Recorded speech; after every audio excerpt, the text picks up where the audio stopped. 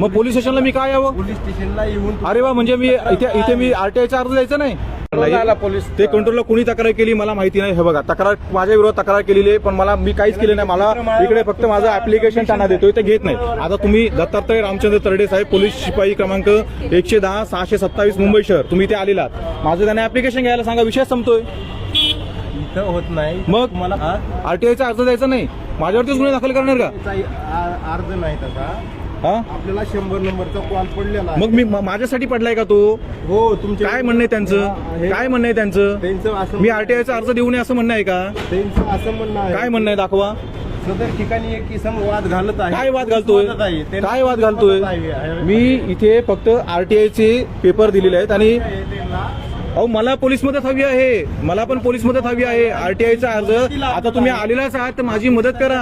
मी इथे विक्टीम आहे, माझी मदत करा. माझे पेपर तुम्ही रिसिव्ह म्हणून द्या, माझे पेपर त्यांना रिसिव्ह म्हणून घ्यायला सांगा, अक्नॉलेजमेंट नंबर घ्या.